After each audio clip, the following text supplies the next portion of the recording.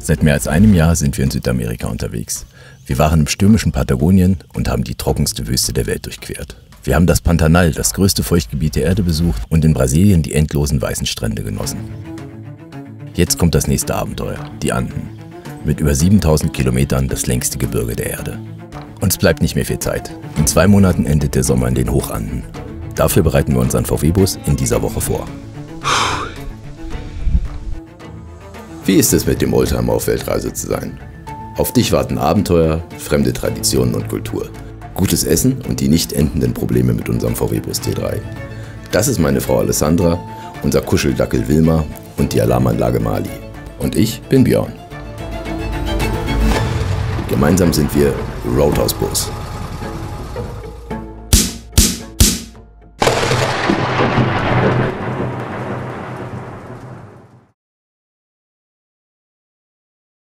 Endlich ist angekommen. Wir haben endlich unser Dachfenster und wir haben ja lange drauf gewartet und es ist mit einem Container, mit einem Auto hierher gebracht worden. Die Story, die ist ja nur unglaublich schön.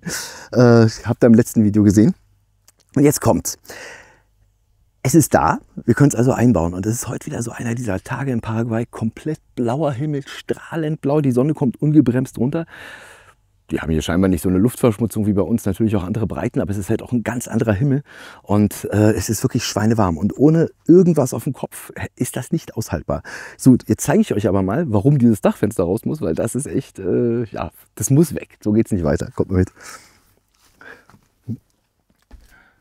So, und zwar ist ja hier sowieso schon, das zieht nicht mehr richtig ein, wir können es nicht mehr richtig aufmachen, aber das hatte ich ja schon mal gezeigt, die Dinger sind schon geflickt. Wenn ich jetzt hochhebe, guck mal, das geht direkt raus. Das ist nicht mehr fest dann, ja, hier. Und das ist natürlich überhaupt kein Zustand, weil so können wir ja nicht fahren. Wenn wir irgendwo stehen und haben das offen und es kommt mal eine richtige Windböe, dann ist das Dach halt weg und geht gar nicht so. Deswegen müssen wir das wechseln. Beim Fahren ist es zu, da ist es sicher, da passiert nichts. Aber sobald wir das offen haben, können wir damit eben nicht mehr sicher irgendwo stehen. Haben wir das Auto irgendwo stehen, kommt ein Regen, kommt ein Wind, geht's auf, regnet es uns hier echt fett rein.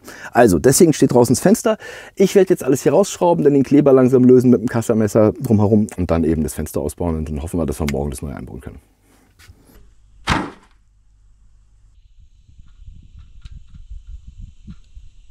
Ich wollte es gerade rausschneiden, aber das Dach kocht. Das ist so schweineheiß, man kann da sich nicht dran abstützen oder irgendwas anfassen. Brennst du weg. Jetzt kommt zum Glück gerade der Schatten, das heißt, ich mache es jetzt wie in Paraguay üblich. Ich trinke jetzt Tereré, warte einfach mal eine Stunde ab, dann kommt der Schatten und dann kann man da auch arbeiten. So, nicht mehr ganz so heiß. Erstmal Silikon hier rausschneiden, dass wir den unteren Teil hier abkriegen. Ja, das ist schon ganz gut.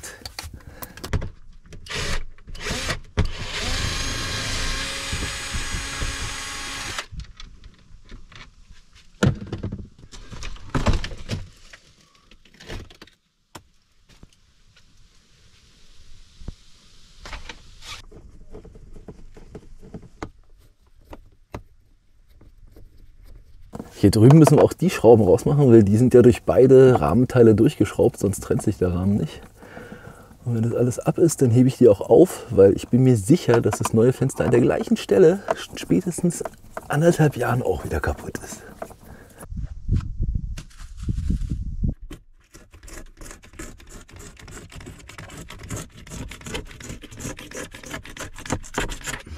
Naja, wieder mal eigentlich Glück im Unglück. So, schaut mal hier, meine Lieben. Also hier ist die alte Klebekante und das Dachfenster, das ging einfach raus. Das heißt, das Dachfenster ist mit dem Sikaflex überhaupt gar keine Verbindung eingegangen und das Sikaflex diente hier nur als Dichtung. Jetzt habe ich mich entschieden, ich kratze das deshalb auch nicht raus. Was für ein Blödsinn. Hier sind 1, 2, 3, 4, 5, 6 Lamellen, wo das Wasser erst durch muss. Und ich werde jetzt Folgendes machen. Das neue Fenster ist ja haargenau das gleiche. Ich setze das jetzt einfach direkt in die alten Lamellen ein und mache den nur einmal drumherum Sikaflex oben drüber überlappend, sodass das Wasser da nicht rein kann. Und dann war's das. Anstatt ich hier den ganzen Blödsinn rauskratze, dann bin ich hier in einer Stunde fertig. Das ist das Allergeilste. Also, das machen wir jetzt hier.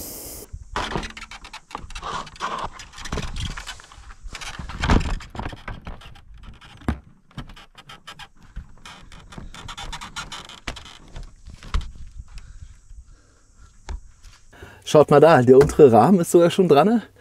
Also ich habe nur 2 Schrauben bisher rein, aber es geht super. Es sitzt genau in den Lamellen, das heißt, wir haben absolute Wasserabdichtung. Ich gehe dann einmal drumherum, so überlappend mit dem Sikaflex, dass da auch nochmal geklebt und gesichert ist. Aber wie gesagt, es klebte eh nicht, also es war nur fest durch die Schrauben. Die mache ich jetzt alle rein. Wenn das alles drin ist, richtig schön angezogen ist, dann haue ich draußen Sikaflex drum, wenn hier keine Sonne mehr scheint.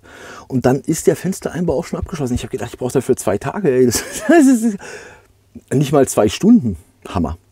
Hammer, Hammer. So, also, Fenster ist wieder drin. Ich habe ja den alten Kleber drin gelassen. Jetzt sieht man hier so die Kante, dann kommt das Weiße und dann habe ich abgeklebt. Wir werden jetzt das von dem Schwarzen bis zur Abklebung schließen mit Sikaflex, dass es noch einmal überlappt und dann kommt da auch kein Wasser rein. Abgeklebt deshalb, weil auf Schwarz, auf Weiß natürlich eine gerade Linie braucht. Und hier brauche ich nicht abkleben, weil ich ja da so eine dicke schwarze Linie habe. Die werde ich einfach überkleben. Und Sikaflex auf Sikaflex klebt einfach bombastisch gut. So, das ziehen wir jetzt durch, dann ist es auch schnell erledigt. Dann habe ich dieses neue Fenster drin. Mann, Mann, Mann, Mann, Mann. Echt geil. Also ich kann ja nur empfehlen, immer eine elektrische Spritzkartusche zu nehmen, weil es geht zwar hier, aber eine elektrische ist halt natürlich weitaus schöner und das Bild wird besser und man hat nicht diese einzelnen Bubbles hier, sondern zieht da einfach mal durch und das geht jetzt halt nicht. Ne? Da muss ich jetzt hier mit einzelnen Bergen arbeiten, die ich den glatt ziehe. Der elektrischen Kartusche wäre es definitiv besser. So, wir machen uns jetzt mal dran, die Hupe einzubauen.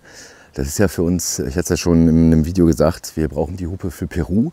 Peru ist ein Land, in dem halt Autofahren schon ein rechtes Chaos ist. Und wenn man sich da nicht bemerkbar machen kann, dann ist es ja, als ob man stumm ist und sich irgendwie nicht seinen Senf dazugeben kann.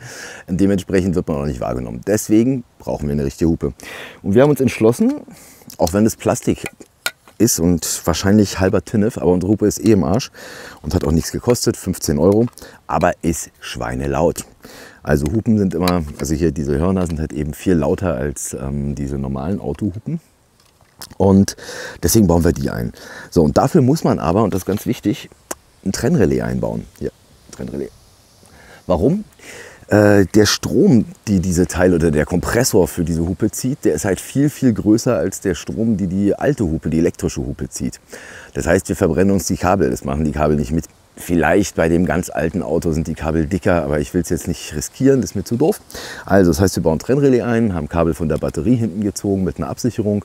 Das geht hier drauf, wird geschaltet, also sprich geht hier rein, geht hier raus und wird dann über den Hubschalter, über unsere Hupe beim Drücken geschaltet. Und damit sprechen wir dann eben den Kompressor an. So, und jetzt habe ich vorne schon einen geilen Ort gefunden. Ich werde es nämlich gar nicht unten einbauen unterm Auto, sondern direkt neben dem rechten Scheinwerfer, da ist genug Platz. Da tun wir das rein. Da habe ich jetzt schon den Kompressor festgemacht. Ist jetzt nur mit Kabelbindern, ist auch gar nicht so wichtig. Das Ding wiegt nicht allzu viel, das ist eine gute Stellung, das ist absolut fest hier. So, und da kommen jetzt die beiden Hupen ran. Und dann müssen wir das noch mit dem Kabel verbinden und dann sollten wir hier jeden von der Straße fegen, der uns irgendwie im Weg ist. Ja, fast fertig. Ich habe jetzt hier schon mal ein Kabel gezogen, das blaue ist das Pluskabel. Es geht schöner, aber es muss ja nicht schön sein, sondern es soll funktionieren. Und vor allem ist ja immer wichtig nur, dass die Pluskabel nicht auf der Karosserie unbedingt reiben. Und hier ist halt so ein schöner dicker Gummischlauch von den Lichtern. Das heißt, ich habe den da oben drauf gebunden und dann kann er auch kein Metall berühren. Das Ding können wir dann zumachen. Jetzt ist mir noch eingefallen, habe ich vorher gar nicht dran gedacht. Ich hatte schon fast alles verbaut. Die Hupen müssen ja nach unten gerichtet sein. Ja, nicht nur wegen dem Staub, vor allem wegen dem Regen. Wenn es da reinregnet und das Wasser da hinten reinläuft und du hast da einen See drin, dann ist mit Hupen auch nicht mehr. Das heißt, wir mussten die leicht nach unten richten und ich bin ganz froh, dass sie hier hinter verschwinden, sind sie erstmal nicht zu sehen und sind auch in einer besseren Höhe. Habe ich die unten, dann fegt es ja nur über den Boden, aber ich will den vor mir ja sozusagen von der Straße fegen oder wenigstens mal ein Signal geben und da sind die hier definitiv besser aufgehoben. Und den Kasten, den ich hier hingebaut habe, ich habe ja noch so einen kleinen Sicherungskasten hingebaut. Der ist dafür da, dass wir ja später noch das Licht oben drauf setzen und von hier geht dann auch das Plus ab, was hinten von der Batterie kommt, um unsere Lichter oben anzusteuern. So, dann noch ein Kabelbinder hier hin, dass es schön fest ist. Und eine Einheit. Alles angeschlossen. Batterie natürlich mit Absicherung, also hinten von der Batterie ein Kabel nach vorne mit einer Sicherung, damit da nichts durchbrennt. Und jetzt wollen wir ausprobieren. Klingt natürlich anders. Mal schauen. Was sagt ihr? Ist laut, oder? Ist laut? Ja. Perfekt. Wir sind gerüstet für die Stadt und wir können sie alle aus dem Weg treiben. Ja, im Zuge dessen, dass wir jetzt einfach sowieso alles erneuern, machen wir auch gleich die Batterie neu. Und jetzt habe ich mir nur gedacht, ich muss an die Ausmaße denken, links, rechts, vorne, hinten, wo die Pole sind. Ja nein, jetzt gibt es auch noch höhere Batterien. Jetzt müssen wir die Höhe ausmessen. Weil vorne, hinten weiß ich, links, rechts weiß ich auch, aber ich weiß nicht, wie hoch das ist.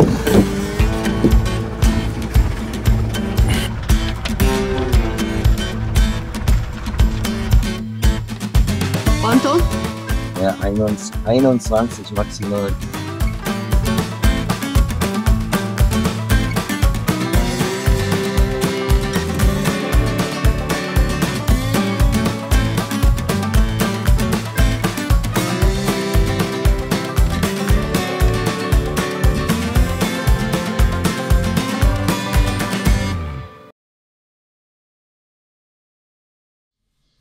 Se ve algo?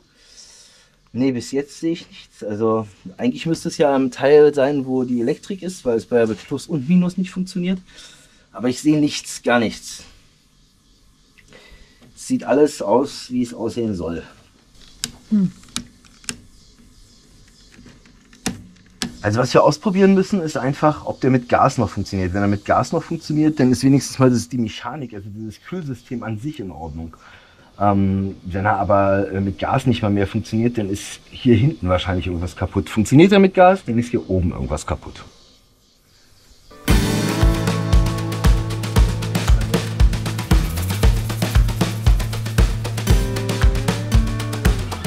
Da wir selbst den Kühlschrank nicht reparieren konnten, haben wir ihn zu einem Profi gebracht.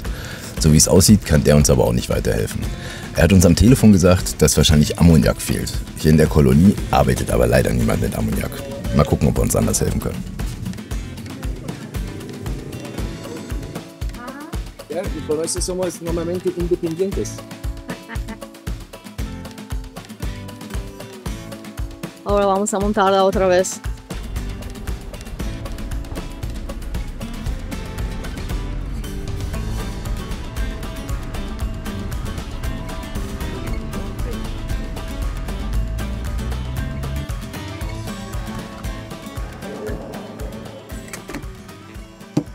Da ist das scheiß Ding. Hat aber nicht geklappt. Also die Reparatur hat nicht hingehauen, der kühlt immer noch nicht. Und dementsprechend haben wir so ein gewisses Problem. Jetzt hat der Typ gemeint, stell das Ding doch einfach mal 30 Tage auf den Kopf. Naja, 30 Tage geht auch nicht. Wir haben es anders gemacht. Wir haben es auf den Kopf gestellt und sind mit dem Ding jetzt kopfüber durchgehend über die Ruckelpisten gefahren. Also alles, was da an Luftblasen irgendwie drin war im System, hat sich jetzt definitiv auf die andere Seite verkrümelt. Ich werde ihn heute mal umdrehen, dann wieder reinsetzen, anschließen und dann hoffen wir halt, dass er funktioniert. Wenn er nicht funktioniert, haben wir herausgefunden, dass er immer funktioniert, indem wir einfach das Tiefkühlfach offen lassen, weil das funktioniert ja, das Tiefkühlfach wird richtig kalt und mit dem kalten Tiefkühlfach kriegen wir auch den Kühlschrank kalt.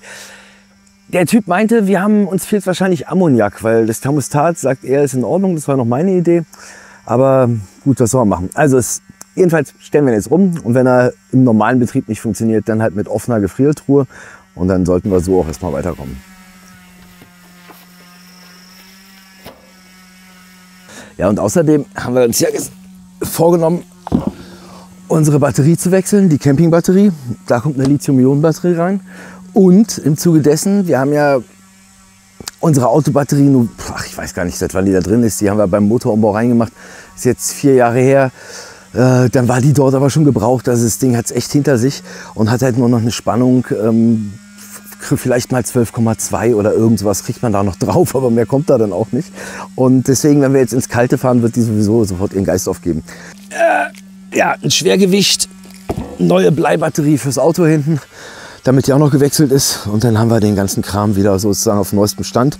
Wenn wir jetzt in die Kälte fahren, da können ja gern mal minus 10 Grad sein, dann ist es besser, Batterien zu haben, die funktionieren. Ja, außerdem müssen wir dieses Chaos beseitigen, weil da ist natürlich jetzt ein riesen Loch im Schrank. Und da ist unser ganzer Inhalt, der fliegt hier durch die Gegend. Ja. Chaos ist beseitigt und zuallererst mal muss ich die Kabel mal wieder hierher richten, weil die sind natürlich jetzt etwas ausgefranst. Und ich habe hier ein richtiges Relikt, das ist aus meiner Ausbildungszeit. Also ich habe Elektroinstallateur gelernt und das ist das einzige Werkzeug, was wir uns kaufen mussten, ein Yokari-Messer. Und damit kann man halt Kabel abisolieren und ich mache damit eigentlich alles. Und das mache ich jetzt mittlerweile seit 30 Jahren und das Ding ist noch wie neu, also echte Qualität. Ja, und ich brauche zum Abisolieren eigentlich kein anderes Werkzeug. Schneide den Mantel halt an, knick's halt kurz Und dann ist das Ding auch durch. Mit Sicherheit kein Kabel angeschnitten. Das ist das Wichtigste.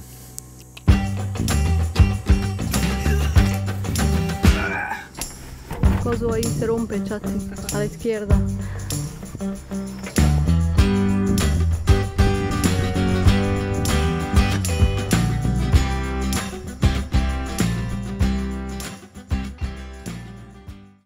So ein YouTube-Kanal hat ja auch seine Vorteile.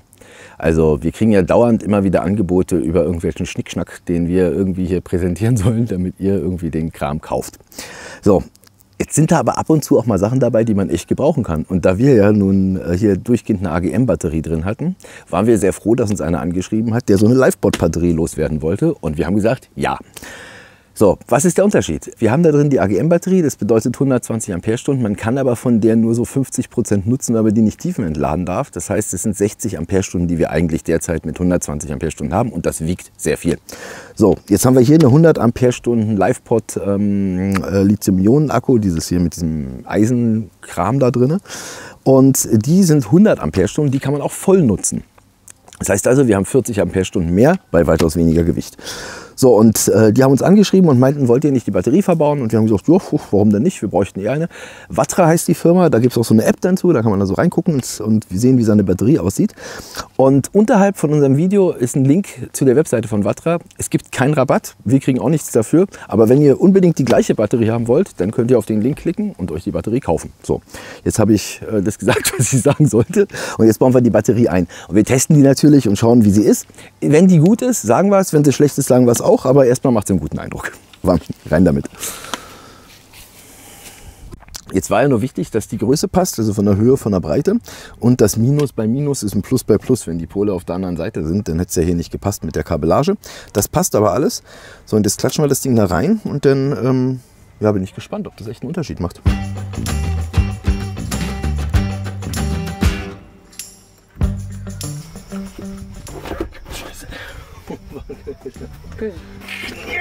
Jetzt!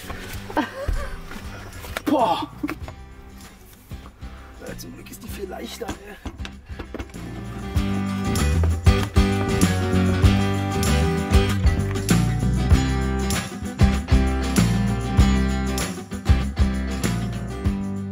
Ja, die App ist eigentlich auch ganz cool. Also wir konnten ja vorher unsere Batterie nicht wirklich überwachen. Wir mussten mal nach hinten kriechen, dann konnte man es sehen. Jetzt sehen wir es beim Fahren, das ist also nicht doof. Und wir sehen, wie die Gesamtspannung ist. Wir sehen, wie viel Leistung ab oder in die Batterie, also abgeht von der Batterie oder reingeht und ob es irgendwelche Probleme gibt. Und man kann sogar von hier aus dann sozusagen das Laden ausschalten und sagt, okay, ich möchte jetzt meine Lichtmaschine nicht überlasten, weil ich alle Lüfter an habe und alles im Auto läuft, dann kann ich es ausschalten und dann zieht es halt nicht an der Lichtmaschine. Gefällt mir. Licht. Wir haben ja schon angekündigt, dass wir oben diese Lichtleiste ranmachen möchten. Und bevor wir das Ding da ranbauen und Löcher ins Dach bohren, heißt es natürlich erstens montieren, gucken, ob es funktioniert außerhalb, verkabeln und schauen, ob es hell genug ist. Weil all die Faktoren sind natürlich relativ wichtig, wenn man sich Löcher ins Dach macht. Und wir haben das gestern ausprobiert und wir haben uns entschieden, das anzubauen. Und ich zeige euch jetzt mal, was wir da vorbereitet haben.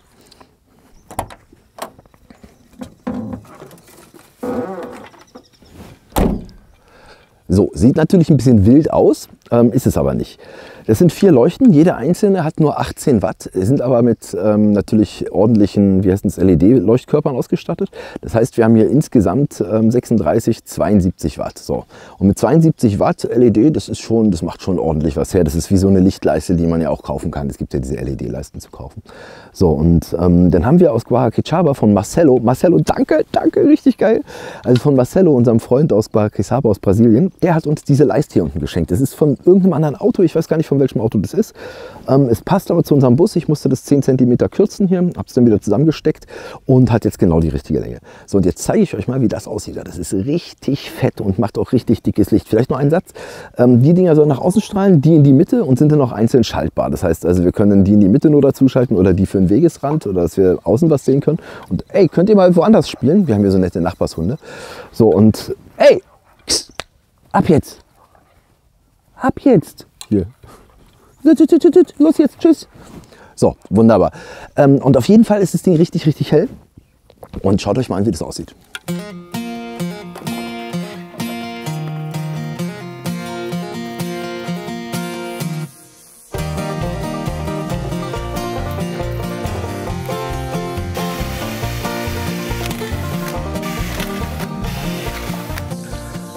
Gut, ich habe mich jetzt mal dem Licht gewidmet. Es hat ja die letzten Tage geregnet und es war eigentlich ganz cool. Da konnten wir da drin ein bisschen arbeiten.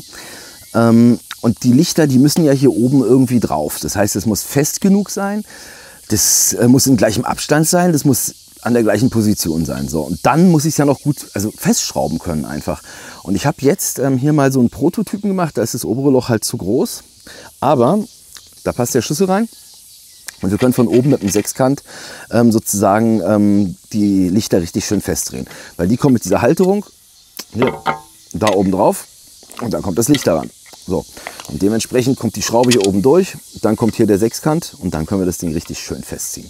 Perfekt. Jetzt mache ich die anderen Löcher noch größer, hau hinten die Installationslöcher ran, weil da kommen ja auch die Kabel am Ende durch. Wir müssen die Kabel ja irgendwie ins Auto ziehen und das Ding verkabeln. Und dann wird der ganze Schmuh, die großen Löcher hinten mit Sikaflex wieder geschlossen, damit da kein Wasser reinkommt und dass die Kabel halt nicht am Rand reiben. So, weiter.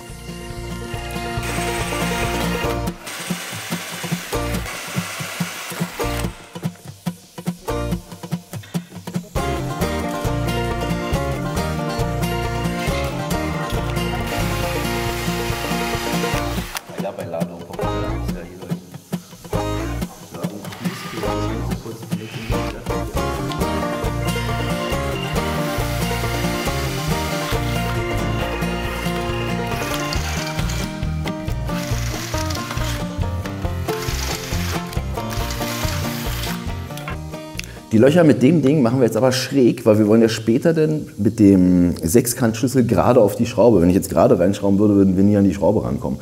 Das heißt, wir müssen die so schräg machen, dass wir schon die Position haben, die später dann der Schlüssel hat.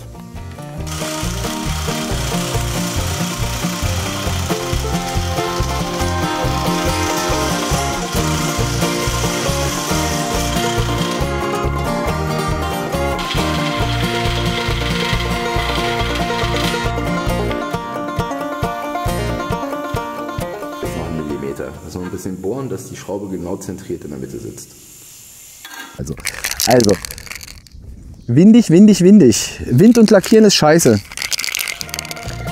So, auf geht's. Fundierung.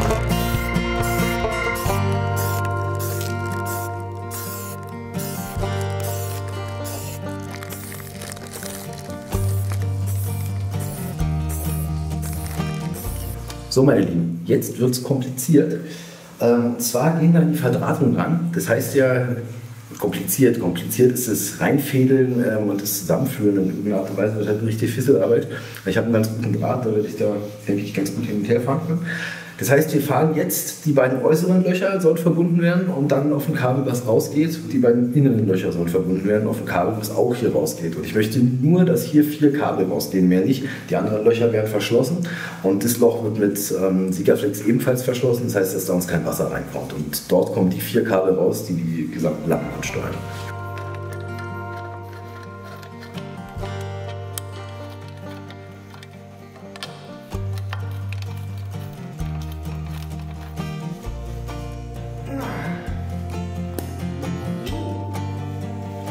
So, ich habe schon mal angefangen. Ich musste erstmal einen Weg finden, wie es funktioniert. Das ist der Weg, wie es funktioniert. Das ist der Weg, wie es nicht funktioniert. Dann muss ich noch auseinanderbauen. Und die müssen jetzt natürlich haargenau ausgerichtet werden, weil es ja Fernlicht. Das heißt, wenn ich hier 1 Grad Abweichung habe, dann habe ich natürlich da vorne, naja, ganz, ganz viele Grad Abweichungen. Das wollen wir nicht. Das heißt, wir müssen jetzt gucken, dass wir eine Möglichkeit finden, dass wir das nachjustieren können, während es montiert ist, beziehungsweise wenn wir die irgendwo hingestellt haben, dass wir die wirklich komplett ausrichten können. Und das machen wir jetzt, machen die 4 Dinger fest und danach kommt die Elektrik dran.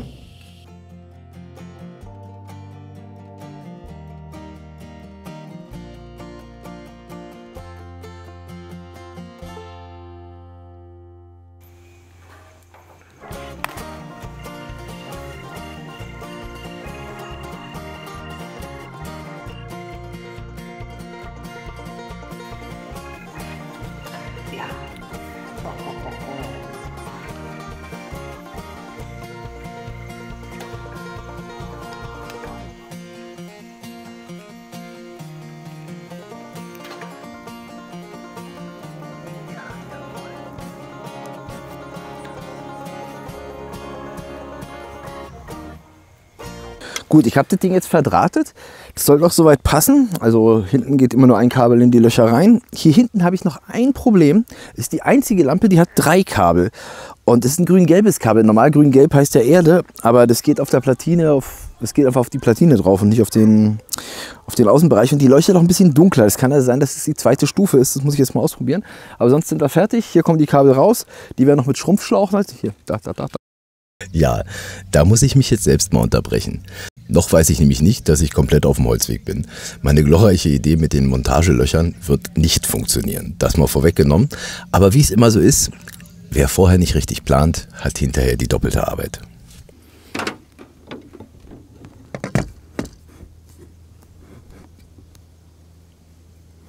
Was ein Scheiß, unglaublich. Ich habe alles fertig gehabt, dachte schon, ja komm, jetzt montieren wir das Ding. Und nicht richtig nachgedacht. Ich habe hier hinten Installationslöcher gemacht, wo ich rankomme, um die Schraube sozusagen festzuziehen. Da habe ich die Schrauben festgezogen, habe die Lichter festgemacht und habe dann hier durch das Kabel gesteckt. Wie will ich denn die Lichter später noch ausrichten? Das heißt, ich muss ja dann noch rankommen, wenn es am Auto ist und muss dann gucken, dass ich die Lichter ausrichte. Und wenn hier ein Kabel drin steckt, geht der Schraubenschlüssel natürlich nicht mehr rein. Das heißt, alles wieder zurück, die ganze Verdrahtung wieder rausgerissen, 4 kleine neue Löcher gebohrt. Und da gehen jetzt die Kabel rein und raus, dass die Löcher hier frei bleiben, dass wir im Nachhinein noch am Auto sozusagen die Lichter ausrichten können. Links und rechts und oben und unten. Oben und unten können wir immer ausrichten, weil das ist hier. Aber wir müssen ja links und rechts auch ausrichten können. Deswegen muss das Loch frei bleiben.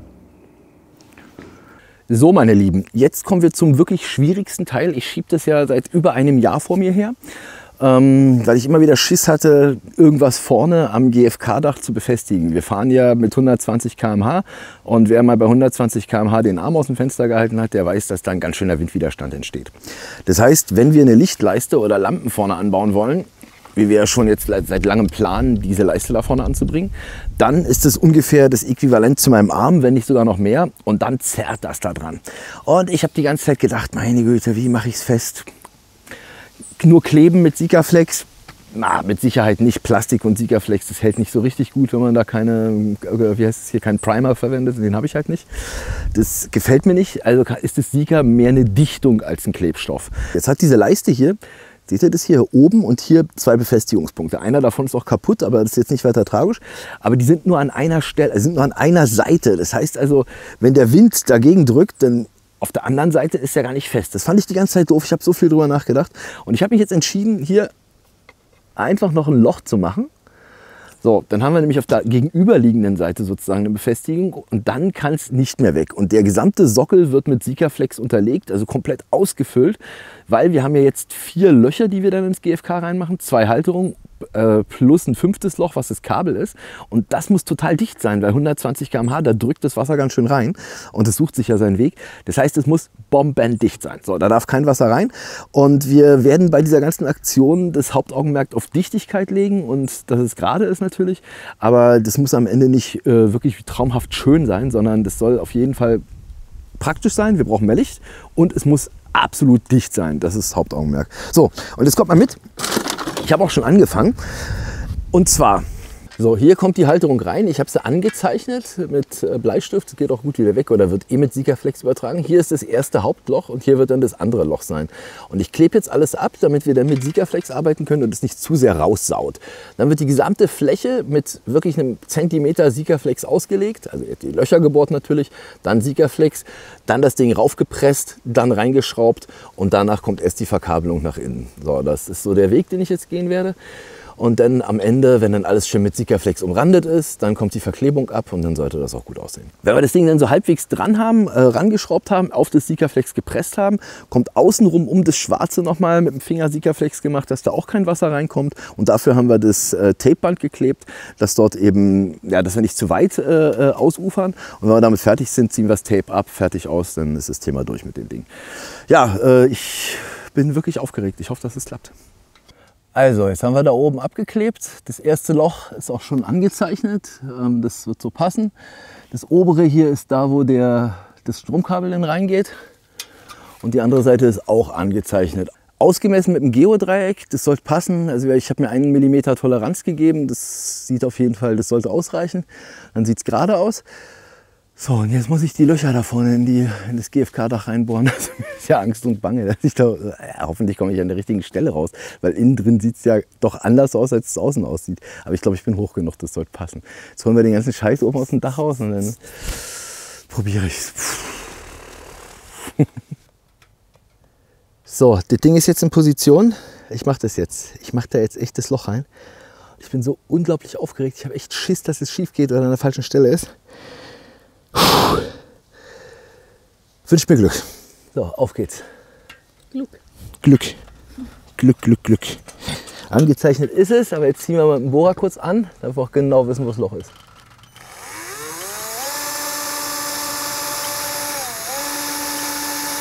Oh mein Gott, oh mein Gott. So.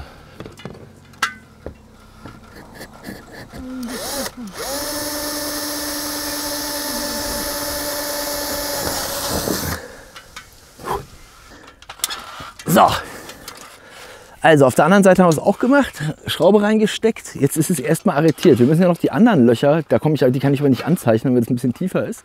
Und jetzt habe ich genug Platz, oder jetzt habe ich es gut an der Stelle fixiert, dass ich jetzt ganz einfach die anderen Löcher anbohren kann und die dann durchbohren kann und dann ist das Thema durch.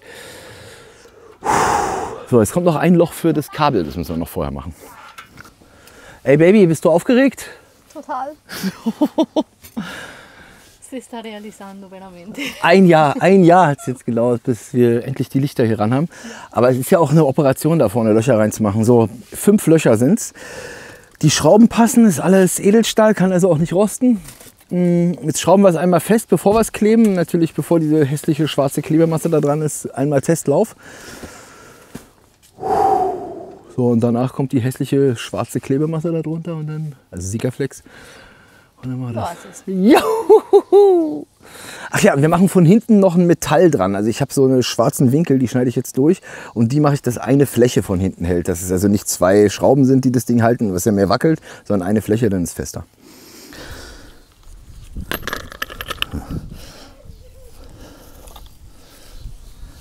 So, ich habe mir jetzt hier noch so 2 Flacheisen aus einem Winkel geflext. Also den Winkel in 2 Teile, damit wir so eine Eisenfläche haben. Und die kommt dann von hinten ran sozusagen. Also das heißt, dass wir nicht mit 2 Schrauben aufliegen an dem GFK-Dach, sondern mit der gesamten Fläche. Es gibt natürlich eine viel höhere Stabilität. Müssen wir jetzt natürlich noch entgraten, sonst zerschneiden wir uns hier alles.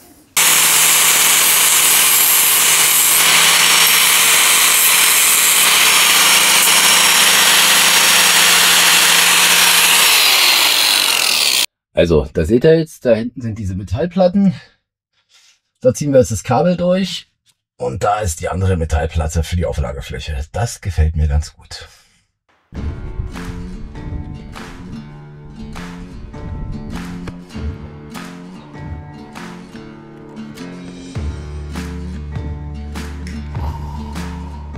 Rest vom Kabel kommt jetzt auch noch.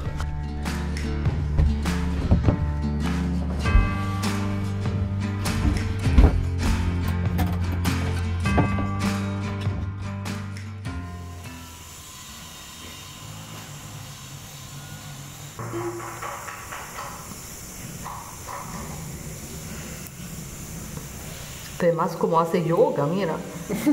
Hace ejercicio. 15 cm Stabholzschrecke. Die sind echt krass, ey. So, ich habe mal einen Tag ins Land ziehen lassen. Ich hatte gestern keinen Bock mehr. Aber ihr seht ja, ich bin auch schon weitergekommen. Also es ist einmal rumherum abgeklebt. Die Löcher sind gebohrt. Wir haben es einmal festgeschraubt, also einmal komplett festgeschraubt, um zu gucken, ob alles funktioniert, bevor wir jetzt hier rumkleben. So, und dann habe ich auch noch mal getestet, ob alle Leuchten funktionieren. So, das ist ja natürlich ziemlich schwachsinnig, wenn man das Ding jetzt anbaut, das funktioniert nicht. Haut alles hin. Jetzt haben wir die Seite gelöst, da kommt jetzt Sikaflex unten drunter, das werden wir das da reinpressen sozusagen und dann, wenn das alles unten ausgefüllt ist, dann pressen wir das wieder an, sodass es auch ein bisschen rausquillt. Und dafür ist ja die Abklebung da, damit es darüber nicht hinausgeht. Dann wird es mit dem Finger glatt gezogen, hinten angezogen, fertig. Dann ist die Seite fest. Gleich ist auf der anderen Seite, dann ist das Thema durch und dann wird das Loch noch zugemacht vom Stromkabel. Und dann soll es auch für heute reichen. Und morgen gucken wir dann, dass wir den Stromanschluss machen. Wir müssen ja mal gucken, dass wir hier arbeiten, wenn hier die Sonne nicht scheint. Und das fängt halt um 7 Uhr an und um 9 Uhr ist halt schon wieder dunkel. So, auf geht's.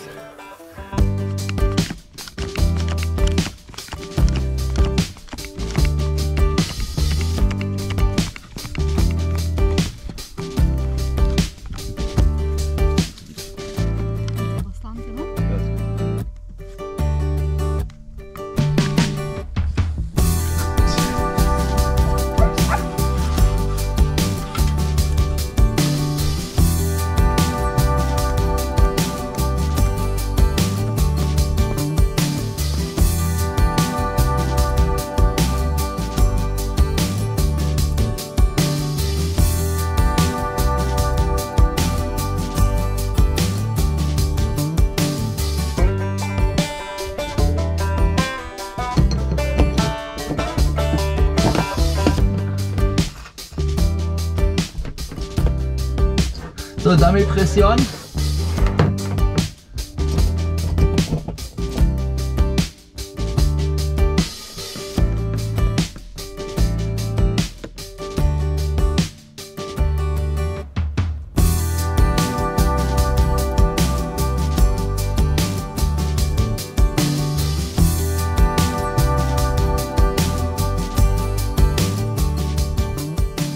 Ich habe den Stromanschluss für die Hupe und für das Licht von oben hierher gelegt, weil hier ist genau der Eingang zum Cockpit. Hier kann man relativ gut durch mit dem Kabel. Und das habe ich jetzt durchgesteckt. Jetzt muss ich mal drin suchen, ob ich das schon mit dem Finger finden kann. Dann ziehen wir an dem Kabel ein kleines bisschen dickeres Kabel rein, weil ich will nicht gleich mit so einem dünnen Kabel starten. Und das dicke teilen wir dann auf in beide Seiten, also sprich die äußeren Scheinwerfer und die inneren Scheinwerfer. Und dann geht es mit 2 kleineren Kabeln nach oben aufs Dach.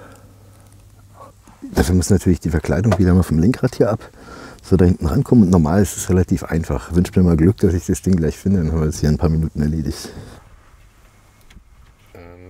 Ja, zum Glück braucht man beim T3 nicht so fein arbeiten, wir haben hier noch Platz. Das Kabel kommt jetzt hier auf die Weco-Klemme, also schöne Hausinstallation. Nicht wie beim Auto, wo wir machen Weco-Klemmen wie bei einer Hausinstallation. Aber funktioniert im Auto fantastisch, ich habe nie Probleme gehabt. So, und da kommt das Ding jetzt drauf, dann haben wir unseren Pluspol für die beiden Schalter, dann teilt sich auf und kommt aufs Dach.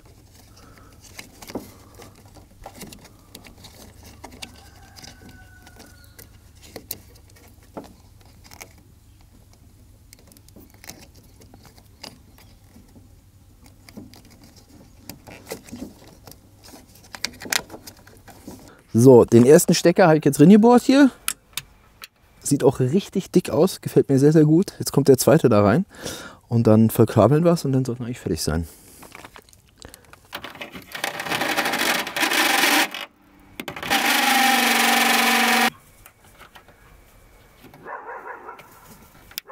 Das ist scheiße, hier mit dem Himmel auch kleben. Den Muskelpegel haben wir in der Key.